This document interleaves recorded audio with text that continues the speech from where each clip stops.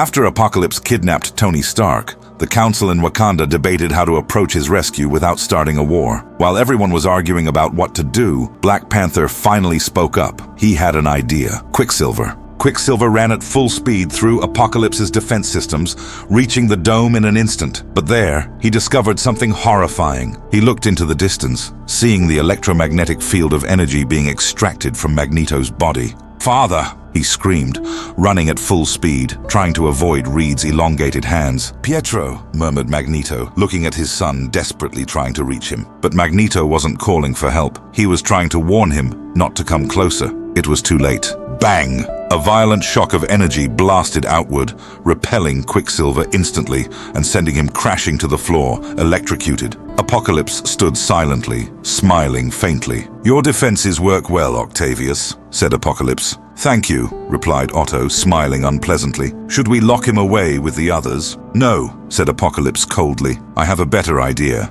From the shadows, the Purple Man, Kilgrave, stepped forward, grinning diabolically as he looked at the unconscious Pietro. Back in Wakanda, Quicksilver returned to report what he had seen. "T'Challa," he said, bowing slightly. "Quicksilver, what have you learned?" asked Black Panther. But Pietro stayed quiet. Something was wrong. Within seconds, everyone felt it, the bloodlust radiating from Quicksilver. "Something isn't right," screamed one of the Dora Milaje guards. Jean Grey's voice trembled. "His mind, there's something there." Peter's spider sense went wild. "Look out!" he shouted. Quicksilver accelerated at full speed, snapping the Dora Milaje guard's neck and grabbing her lance. Spider-Man tried to stop him, firing webs, but Quicksilver was too fast. Johnny tried to help, but before he could even begin to ignite, something terrible happened. Quicksilver impaled Johnny Storm through the back at full speed. Sue's voice broke with terror. "Johnny!" Johnny looked back at her, sadness in his eyes. He knew it was over. Now Quicksilver focused his attack on the rest of the room,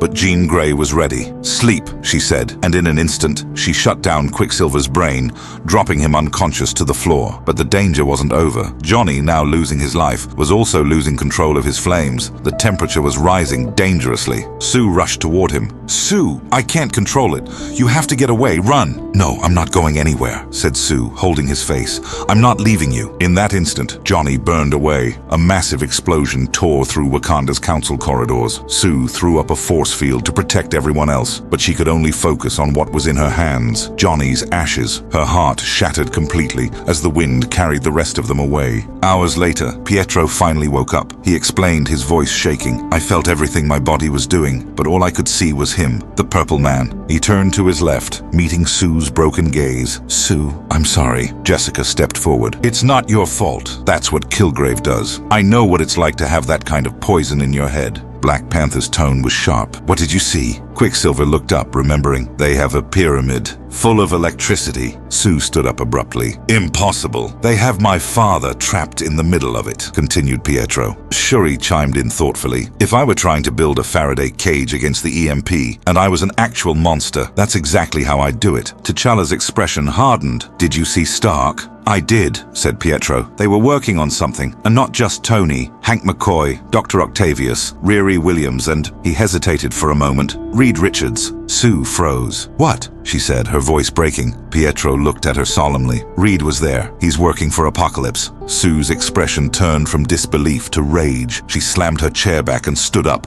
storming out of the chamber. Jessica Jones reached for her arm, but couldn't stop her. Meanwhile, back in Europe, Apocalypse stood silently, surveying the horizon. "They'll be coming," he murmured, his tone calm but certain. Then he looked up at the massive pyramid. "They'll try to stop us." A terrifying voice answered from the shadows. "They will not succeed." Apocalypse smiled faintly. "Are the three of you ready?" From the darkness emerged Miles Morales, now host to both Venom and Carnage, his body pulsing with the symbiote's power. "Oh yes," he hissed. "We're ready to hunt."